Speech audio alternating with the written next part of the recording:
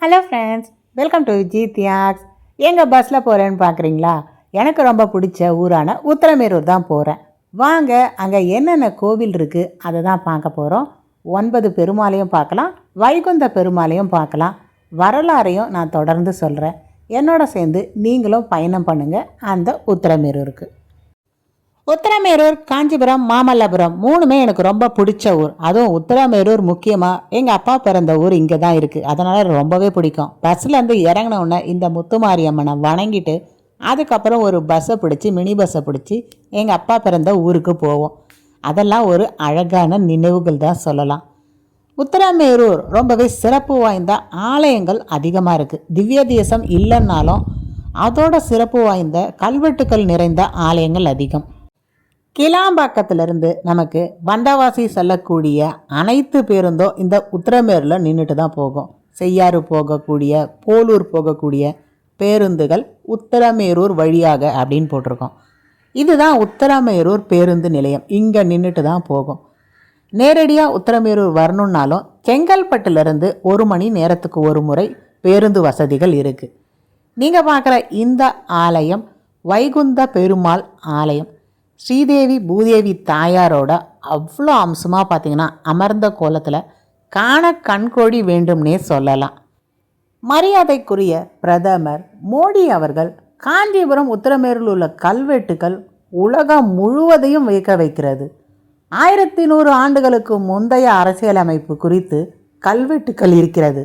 ஜனநாயகம் என்பது நம் கலாச்சாரத்திலும் நரம்புகளிலும் உள்ளது அப்படின்னு மன் கி பாத் நிகழ்ச்சியில் பார்த்திங்கன்னா இந்த உத்திரமேரூரை பற்றியும் சொல்லியிருக்காரு.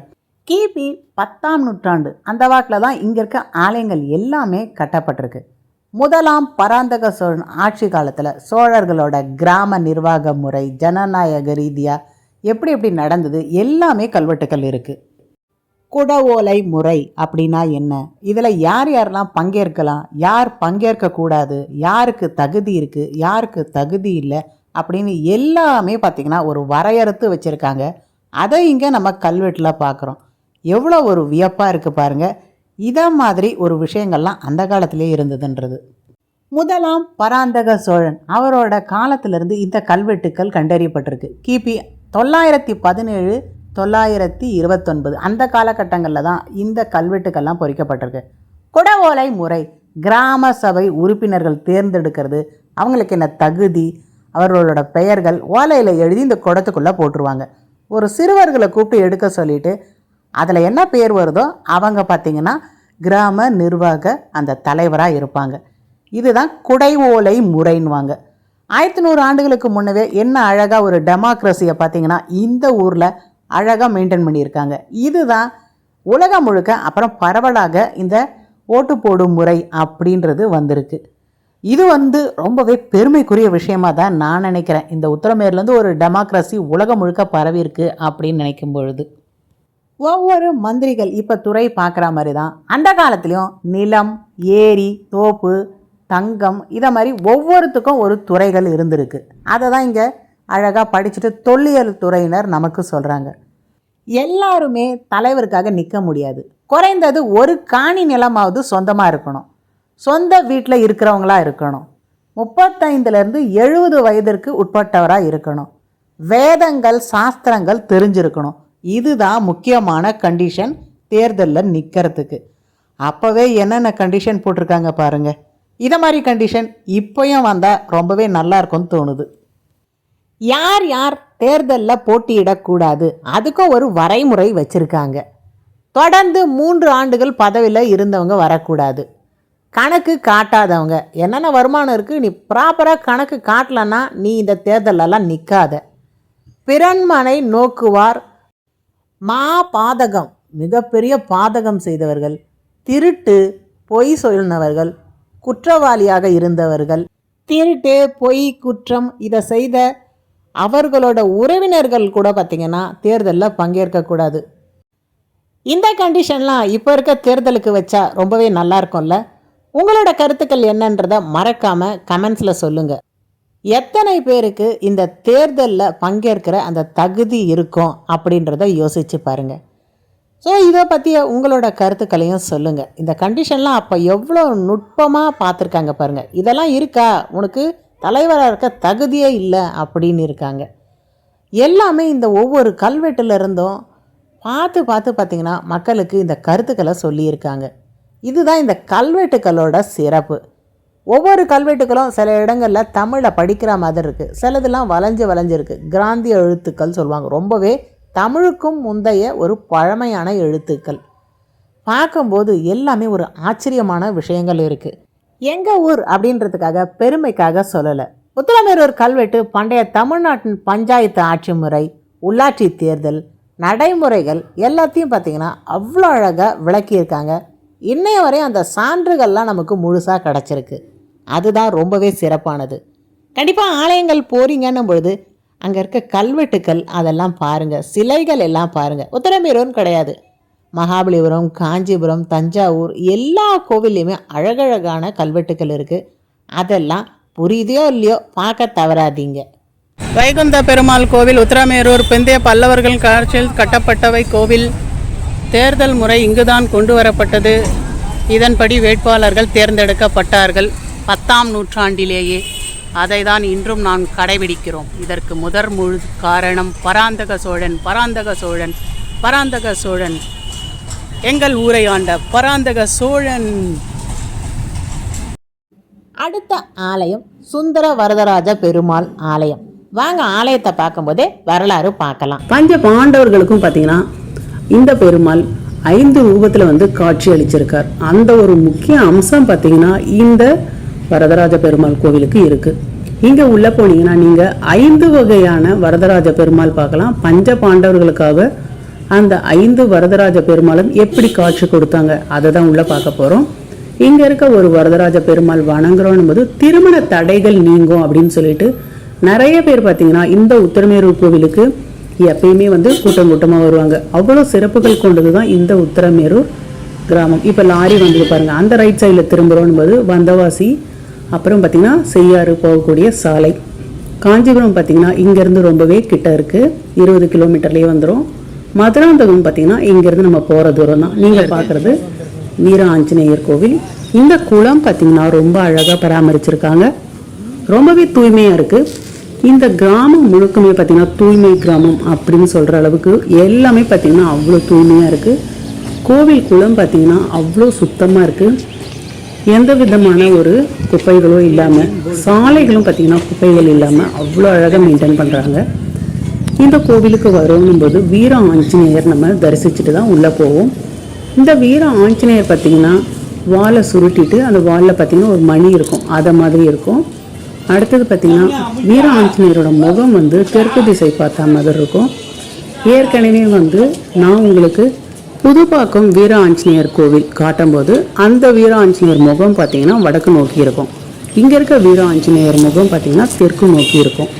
ஸோ ரொம்பவே சக்திகள் கொண்ட இந்த வீர ஆஞ்சநேயர் நிறைய பார்த்தீங்கன்னா நமக்கு ஒரு திறமைகள், புத்திசாலித்தனம் எல்லாமே நமக்கு கொடுக்கக்கூடிய ஒரு தெய்வமாக இங்கே பார்த்தீங்கன்னா சனிக்கிழமைகளில் நிறைய விளக்கு ஏற்றுவாங்க.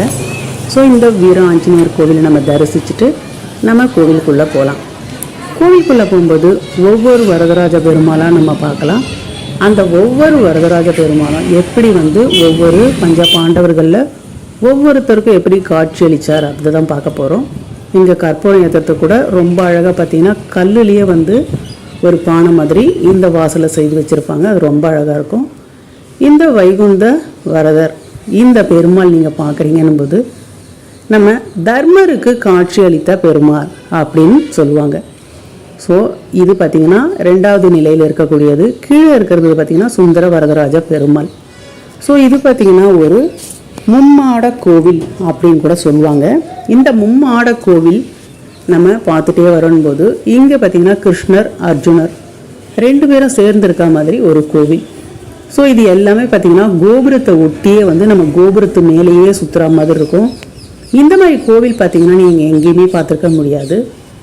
யோக நரசிம்மர் பார்த்தீங்கன்னா நீங்கள் பின்னாடியே பார்க்கலாம். வைகுந்த பெருமாள் பின் சைட்லேயே பார்த்தீங்கன்னா இருக்கும். மேற்கு நோக்கின மாதிரி இந்த யோக நரசிம்மர் அமர்ந்திருப்பார். ஸோ நம்ம இப்படியே சுற்றிட்டே வரும்போது இந்த சைடில் கிருஷ்ணர், யோக நரசிம்மர், அப்புறம் பார்த்திங்கன்னா சைடில் நம்ம ஒவ்வொரு பெருமாளோட அவதாரங்கள் வந்து நம்ம பார்த்துட்டே வர மாதிரி இருக்கும். நீங்கள் இங்கே பார்க்குற இந்த சிற்பங்கள், இந்த வேலைப்பாடு எல்லாமே அஷ்டலட்சுமி கோவில் போகிறோன்னும் போது அங்கே பார்த்தீங்கன்னா இதை பார்த்துட்டு போய் தான் அங்கே கட்டியிருக்காங்க. ஸோ இந்த வடிவமைப்பு தான் நம்ம அஷ்டலட்சுமி கோவிலில் அங்கே பார்க்கக்கூடிய வடிவமைப்பு. இந்த மும்மாட கோவில்ன்றது தென்னிந்தியாவிலே பார்த்தீங்கன்னா சில இடங்களில் மட்டும்தான் இருக்குது. இது பார்த்திங்கன்னா பல்லவர்கள் காலத்தில் கட்டப்பட்டது. அதுக்கப்புறம் பாண்டியர், சோழர், விஜயநகர அரசுகள்லாம் வந்து மேலே மேலே கட்டியிருக்காங்க. இங்கே நீங்கள் பார்க்குறது லக்ஷ்மி வராகர் அமர்ந்த கோலத்தில் இருக்க மாதிரி. ஸோ இது 2ஆம் படி நிலையில் இருக்க ஒரு கோபுரம். இதில் பார்த்திங்கன்னா நம்ம 4 சாமியை பார்த்தாச்சு. இங்கேருந்து நேராக பார்த்திங்கன்னா உங்களுக்கு கோபுரம் ரொம்ப அழகாக தெரியும். உள்பிரகாரத்திலே நம்ம இந்த மண்டபத்து மேலேயே நடக்கும்போது நிறைய மகாலட்சுமி, மகாவிஷ்ணு சிலைகள் பார்த்திங்கன்னா ரொம்பவே அழகாக இருக்கும். அப்படியே நமக்கு எதிரிலேயே மகாலட்சுமி தாயார் அமர்ந்திருக்க மாதிரி அவ்வளோ நேர்த்தியாக வந்து சிலைகள் இருக்கும்.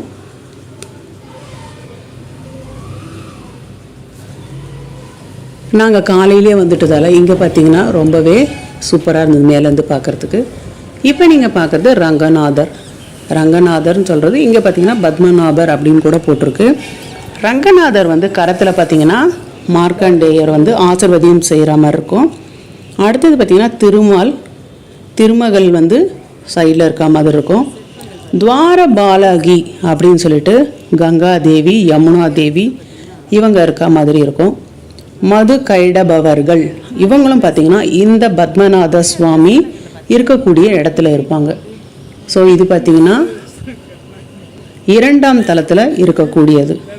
இந்த 2ஆம் தலத்தில் பத்மநாத சுவாமியை தான் நம்ம பார்க்குறோம். பிரம்மா, சிவன், மார்க்கண்டேயர், பூமாதேவி, மதுக்கடைவர். ஸோ இவங்க எல்லாம் தான் மது கைடபவர்கள்.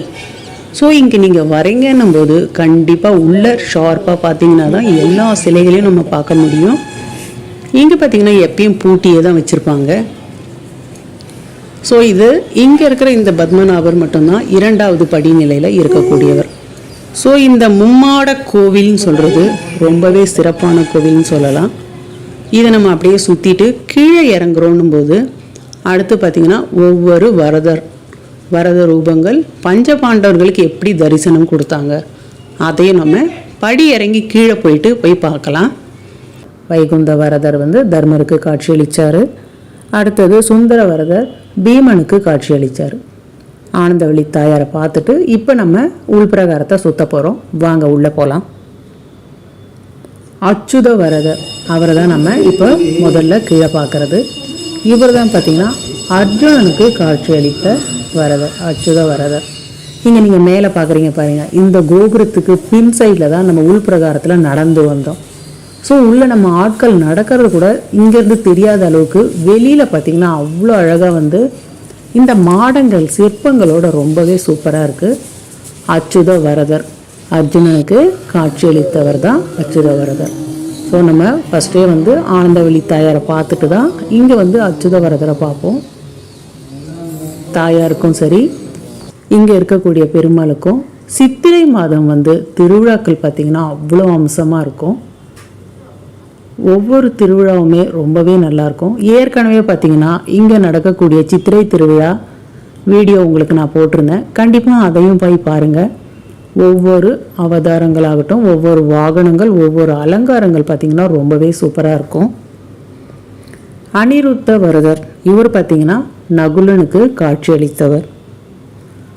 அடுத்தது கல்யாண வரதர் சகாதேவனுக்கு அவர் காட்சியளித்தார். ஜோதிட மேதை அப்படின்னு சொல்லப்படுறவர் தான் சகாதேவன். ஸோ அந்த சகாதேவனுக்கு காட்சியளிக்கிற அந்த கல்யாண வரதர், இந்த கல்யாண வரதருக்கு அர்ச்சனை பண்ணிட்டு வேண்டிக்கிறாங்கன்னும் போது சீக்கிரம் பார்த்திங்கன்னா திருமணம் கைகூடும். அவ்வளோ சிறப்புகள் கொண்ட இந்த கல்யாண வரதரை பார்க்குறதுக்கு நிறைய பேர் பார்த்திங்கன்னா பல ஊர்கள்லேருந்து வந்து இங்கே அர்ச்சனை செய்துட்டு போவாங்க. ஸோ இங்கே நம்ம வணங்கிட்டு போகிறோம் போது திருமண தடைகள் நீங்கி திருமணம் பார்த்திங்கன்னா கைகூடும். வைகுண்ட பெருமாள் தர்மருக்கும், சுந்தர வரதராஜ பெருமாள் பீமனுக்கும், அச்சுத வரதர் அர்ஜுனனுக்கும், அனிருத்த வரதர் நகுலனுக்கும், கல்யாண வரதர் சகாதேவனுக்கும் ஒரு பஞ்ச பாண்டவர்களுக்கு பஞ்சவரதர் அப்படின்னு சொல்லக்கூடிய வரதமூர்த்திகள் 5 பேரையும் வந்து ஒரு சேர நம்ம பார்க்கணும் போது இங்கே உத்திரமேரூர் வரலாம். இங்கே நிறைய மக்கள் வரது எதுக்குன்னு பார்த்தீங்கன்னா கல்யாண வரதர் அவரை சேவிச்சுட்டு வேண்டுதல் வைக்கிறாங்கன்னும் போது திருமண தடைகள் வந்து நீங்கும். அதுக்காகவே இங்கே நிறைய பார்த்திங்கன்னா திருமணம் ஆகாத ஆண்கள் பெண்கள் நிறைய பேர் இங்கே வருவாங்க. இங்கே வேண்டிட்டு போகிறாங்கன்னும் போது ஒரு மாதத்துலேயே பார்த்திங்கன்னா திருமணம் கைகூடும் அப்படின்ட்டு நிறைய பேர் சொல்லி நான் கேள்விப்பட்டிருக்கேன். ஸோ இந்த தகவல் உங்களோட நண்பர்களுக்கு பகிருங்கள். அவர்களுக்கும் பார்த்திங்கன்னா ஒரு பயனுள்ள தகவலாக அமையும். நீங்கள் பார்த்தாவே தெரியும், இங்கே கோவிலில் எப்பயுமே இந்த அளவுக்கான ஒரு கூட்டம் இருந்துகிட்டே தான் இருக்கும். இந்த மண்டபம் பார்த்திங்கன்னா அந்த காலத்தில் கலை நிகழ்ச்சி நடத்துறதுக்காக உள்ளே பார்த்திங்கன்னா ஒரு மேடை மாதிரி அமைச்சிருப்பாங்க. அதுக்கும் உள்ளே பார்த்திங்கன்னா ஆடைகள் மாற்றுறதுக்கான ஒரு இடம் மாதிரி வடிவமைச்சிருக்காங்க. இந்த மண்டபத்தில் அமர்ந்து அந்த காலத்தில் நிகழ்ச்சிகள் பார்த்ததா ஒரு வரலாறு இருக்குது. ஸோ இந்த வீடியோ உங்களுக்கு ரொம்ப பிடிச்சிருக்குன்னும் போது விஜித்யாக்ஸ் சேனலை லைக் பண்ணுங்கள், ஷேர் பண்ணுங்கள், சப்ஸ்கிரைப் பண்ணுங்கள். உங்கள் நண்பர்களுக்கு கண்டிப்பாக பகிருங்க. உங்கள் பேர் என்ன? எங்க பேர் ஆண்டாள். ஆண்டாள் தாயாரா நீங்க? ஆண்டாள் தாயார். ஆண்டாள் தாயார் தான். ஆமா, இந்த உத்திரமேல தான் நீங்க பிறந்தீங்களா? இதே ஊர் தான், உத்தரமேரூர் தான். உங்களுக்கு என்ன வயசாகுது? எனக்கு 85. 85ஆ? கூட வந்து மாமல்லபுரத்துல இருந்து சாமிங்க வந்து கொண்டாடினாங்க. ஓகே ஓகே, பரவாயில்ல. இப்போ இந்த கோவில் நம்ம சுந்தரவரதராஜா பெருமாள் கோவில். வரதராஜ பெருமாள், அச்சுத வரதர், அனுரத்தர வரதர், கல்யாண வரதர் கீழே 2வது மாடியில லெப்ட் பக்கம் படியாருனா வைகுண்ட வரதர், கிருஷ்ண அர்ஜுனர், யோக நரசிம்மர், லட்சுமி வராகர் மேல 4 பேர். திரும்ப லெப்டில் படியாருனா ஸ்ரீ ரங்கநாதர், யமுனை, கங்கை, பிரம்மா, சிவன், மருகண்டையர், பூமாதேவி, மதுகடைவாள் 7 பேரை தள்ளிட்டா சுந்தரவரதராஜ பெருமாளும் ஸ்ரீ ரங்கநாதரோடும் 9 பெருமாள் 3 நிலையில் இருக்கான். 3 நிலையில. நாங்க இதே மாதிரி சென்னையில பெசன் நகர்ல பார்த்துருக்கோம். பெசன் நகர்ல அவங்க சென்னையில அதே அஷ்டலட்சுமி கோவில் இதே மாதிரி தான் இருக்கும். அஷ்டலட்சுமி கோவில் இருக்குல்ல, இதே மாதிரி தான் இருக்கும். 9 பெருமாள் 3 நிலை. பார்க்கறதே ரொம்ப இது இல்ல, திவ்ய தேசம் இல்ல, திவ்ய தேசம் இல்ல. இதுவும் மதுராந்தகமும் இல்லை.